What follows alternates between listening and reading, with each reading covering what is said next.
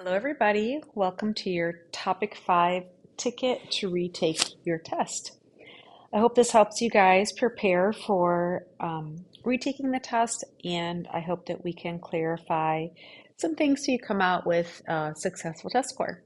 All right, so number one, how do the graphs of g of x equals -6 times the absolute value of x and h of x equals 1/3 times the absolute value of x minus 2 compare with a graph of f of x equals the absolute value of x? All right, so this is our what we call the parent function. This is our absolute value of x, which if we just think about what that looks like, any absolute value graph is going to be a V-shaped graph with the vertex at the origin. So this is the vertex right there. The graphing pattern to get the sides of this V, we'd go up one over one, up one over one, up one over one. So this is the most basic absolute value graph that we have. As soon as we start putting numbers into this function, it's going to change what this looks like. It could make this V narrower. It could make it open down. It could make the V wider. And it could also move the vertex around. So let's talk about some of the numbers we're seeing and what that will do to our function. So for g of x, the number that is new is this -6. That's our a value. So our a value is a -6. So first of all, because the a value is negative, that means that g of x is going to open down. That is a reflection. Anytime that a value is negative, the absolute value graph will open down. It reflects across the x-axis. Now, if we ignore the negative for a second and just look at the fact that it's a 6, anytime your a value is bigger than 1, again, we have to ignore the negative. This is going to narrow your graph. When a graph gets narrowed, we call that a vertical. Oh, this is hard to read. A vertical stretch. Try to write it a little bit neater.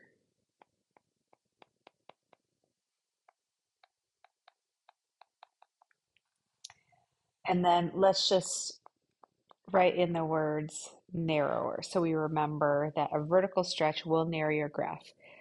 Um, Anytime that we add in numbers with addition or subtraction, so for example, you can see this next one has a -2 on the end, that's going to move your vertex. So the vertex is still at the same spot. So maybe we'll just make a note and say it has the same vertex. But g of x will open down because it has a reflection and it has a vertical stretch, which will make it narrower, has the same vertex. All right, so h of x, let's see, we have a different a value. This a value is 1/3. So it's a positive a value, so that means that this graph is opening up. So it opens up, which is the same as what f of x did. But because that's a 1/3, anytime your a value is between 0 and 1, again, if there's a negative, we'll just ignore the negative for this part. If that a value is between 0 and 1, it is going to make your graph wider. When your graph gets wider, that's what we call a vertical compression.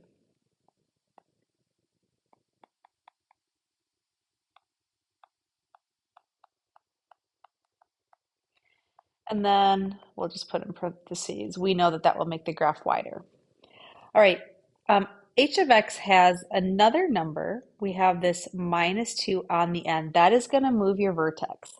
Anytime that we're adding or subtracting a number outside, like off on the end of the entire function, that's going to be a vertical movement because it's a -2. This is going to go down 2 units, which puts our vertex at 0, -2, versus f of x had the vertex at 0, 0.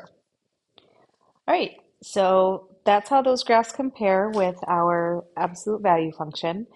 Anytime you see some numbers show up, they will do things to our function, and so it's always good to um, know what that's going to do. Again, your A value out front tells us if it's opening up or down, and if it gets wider or narrower, if it's compressed or stretched. And then any numbers that are adding in with addition or subtraction, either inside with the x or on the end, will move your vertex left or right or up or down. Okay, number 2, for each function below, find the vertex and tell if the graph opens up or down. So let's just talk about some of the new numbers we see. So here's a -2. If our A value is -2, this graph is going to open down. It opens down when that's negative. That is a reflection. We also see that we have an x minus 4. So anytime we're adding or subtracting in with the x, so x plus a number or x minus a number, that is going to be a movement horizontally. It's going to move your x's, which are horizontal. Now, the thing we have to remember about the x is that it's tricky. Tricky x. That says x minus 4, which makes us think we should move to the left, to the negative direction, but we're actually going to go to the right 4 units. We don't have any number on the end, so we didn't go up or down at all. So our vertex is to the right 4, up 0, so 4, 0. All right, so we found the vertex 4, 0, and the graph is opening down.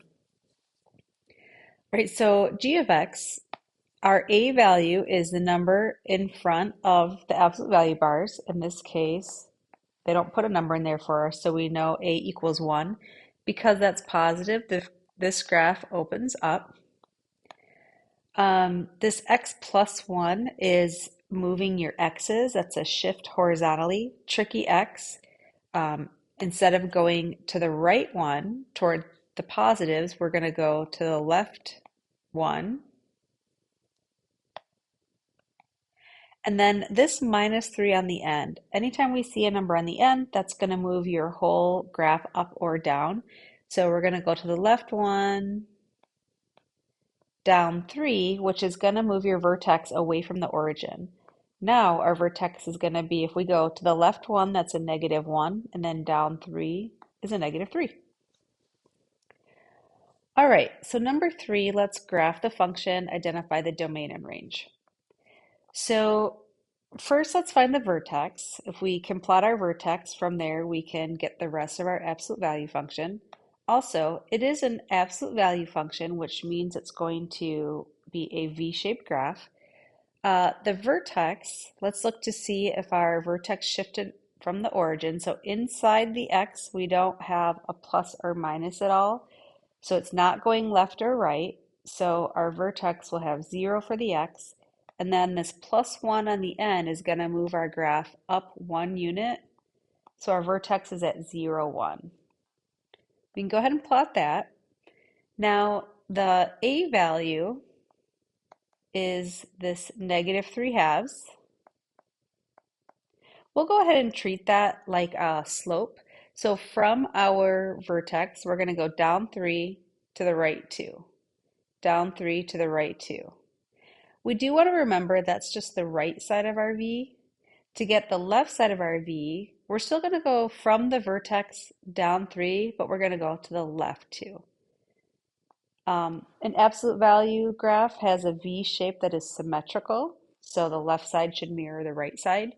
But our A value tells us how to graph the right side of our function, and then we'll get the left side. All right, so there is the graph, the domain and range. So domain is the input. Those are the numbers that we are allowed to plug in for x. So if you think about taking the absolute value of a number, is what are we allowed to take the absolute value of? And if we think about it, we can take the absolute value of really any number. All your positive numbers, all your negative numbers, 0. So we know that we can plug in any number for x, which is why our domain is going to be all real numbers.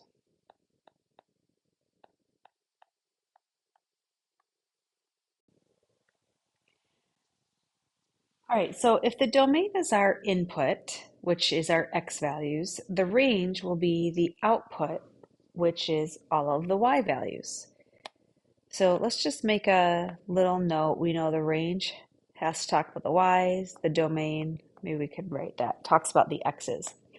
All right, so if we look at the graph, sometimes visually we can see what our range should be. If we think about the output, actually, let's talk about the function first. So we plug in any number for x. What's going to happen is we'll take the absolute value of it. So it's going to turn any number positive. So any number we plug in, then we take the absolute value. Now it's a positive number that then gets multiplied by a negative 3/2. So now it's negative. And then we add a 1 to it.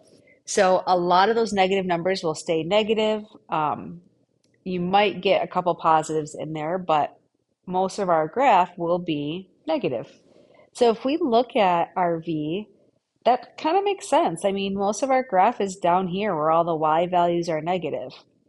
So that's kind of one way to think through what range means. Now, to identify the range from a graph, we would say, well, where does our graph start? It starts here at the vertex, and it's everything below that. So from the vertex and everything below, that's where our function is. We don't have any graph up here.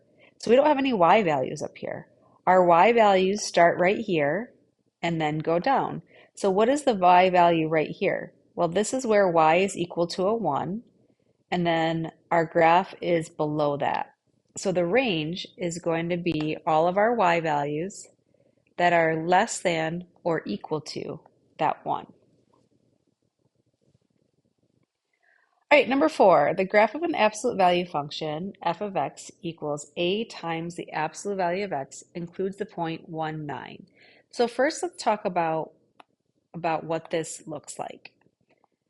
We don't know the a value, so we don't know right away if it's opening up or down. We don't know if it's narrower or wider.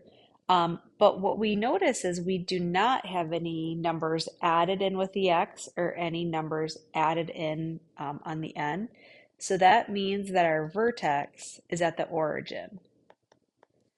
So we do know that if we think about what a sketch of this graph could look like, the vertex is here at the origin.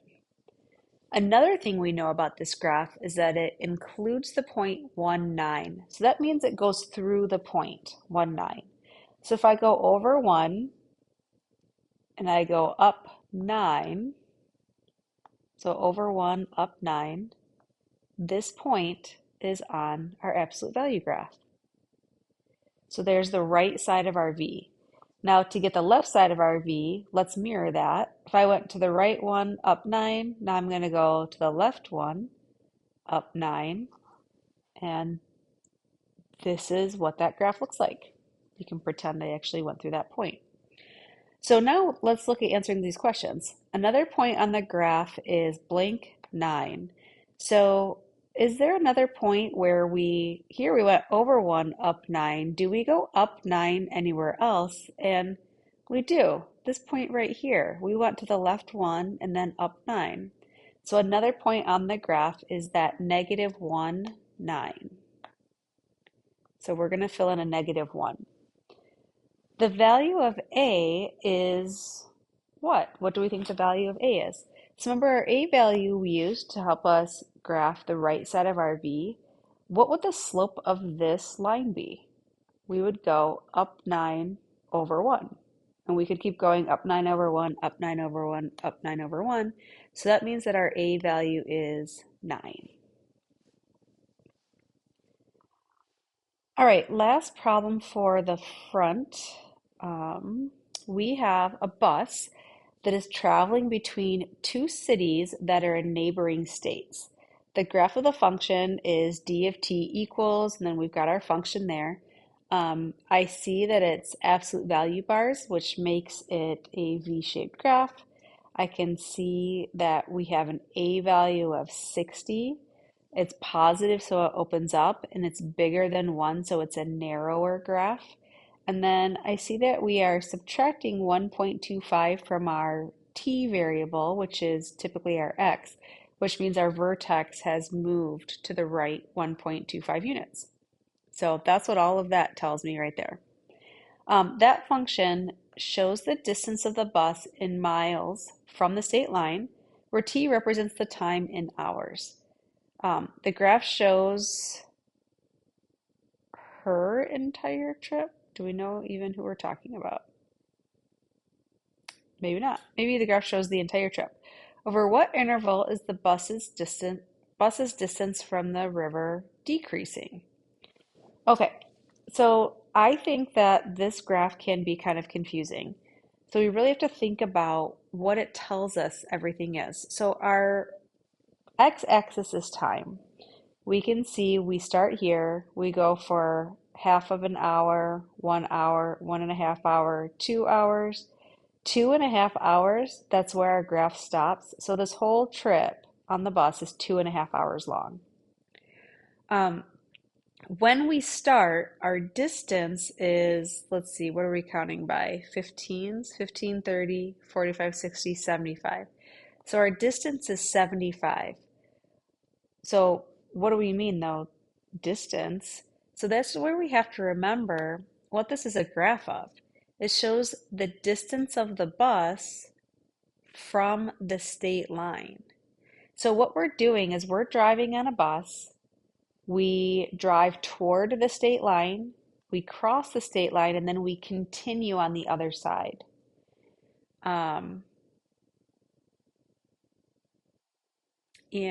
this problem has some issues. Okay, so that's the state line, and then right here, this should say instead of river, this should be state line. Okay, sorry about that. All right, so at the start of our trip, we are 75 miles from the state line. After a half hour passes, now we're only 45 miles from the state line. That's because we're getting closer to it. After 1 hour, we're 15 miles away from the state line, so we're getting closer and closer and closer to the state line. And then after 1.25 hours, we are on the state line. So we started 75 miles away from the state line. We drove for 1.25 hours. Now we're in the state line, but then we keep driving. So after 1.5 hours, we are on the other side of the state line driving away. We're 15 miles away. We drive for 2 hours. Now we are 45 miles away. And we drive for 2.5 hours, and we are 75 miles away. So we start out 75 miles from the state line. Our distance decreases. We get to the state line, 75 miles. It took us 1.25 hours. Then our distance from the state line increases because we're on the other side of it, 75 miles. Well, let's just talk about this. How many miles does the bus travel? Well, we start out 75 miles away. We get to our state line, we go another 75 miles. So 75 plus 75, that's going to be 150 total miles. All right, so decreasing interval. When we look at a graph, I think visually we can see what's decreasing. You know, from here to here it's increasing, from here to here it's decreasing. So this is the decreasing interval right there. Maybe I'll even highlight that. This is the decreasing interval. But I can visually show you what it is. How do we represent that? So when we're finding a decreasing interval, what we have to do is come down and we're going to use the x values. We're halfway between 1 and 1.5, so that's a 1.25. So our distance to the state line is decreasing from 0 to 1.25. So what we do is we say 0 is less than,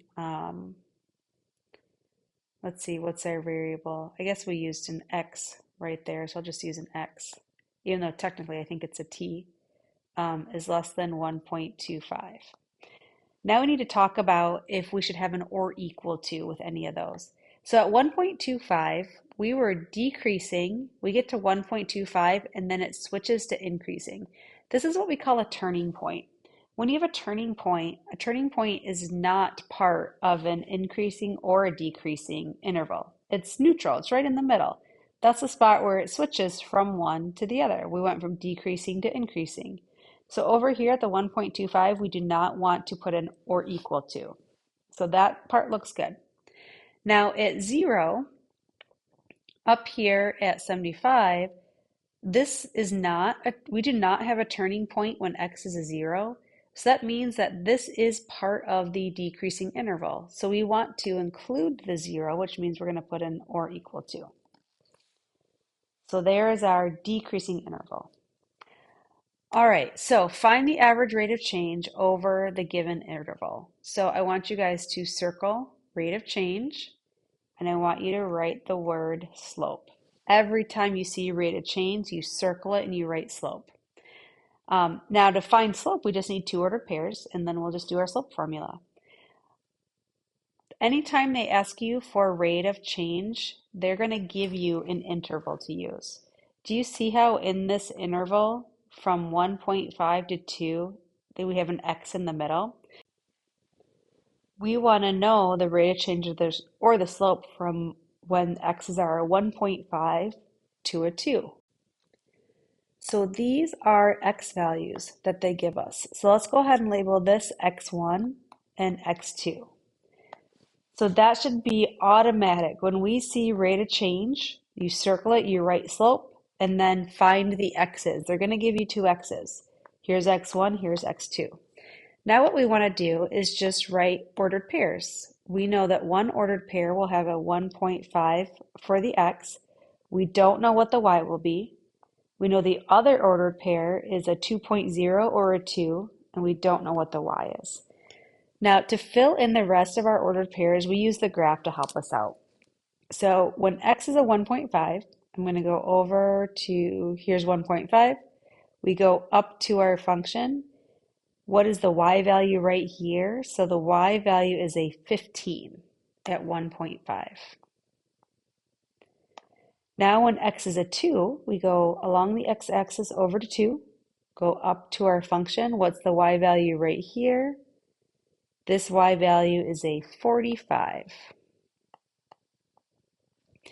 Now we have our two ordered pairs we can use to find the slope, which will be our rate of change. So y2 minus y1, we're going to have 45 minus 15 over x2 minus x1, 2 minus 1.5. 45 minus 15 is 30, and 2 minus 1.5 is a 0.5. Then we just divide 30 divided by 0.5, and we get 60. So our average rate of change is 60.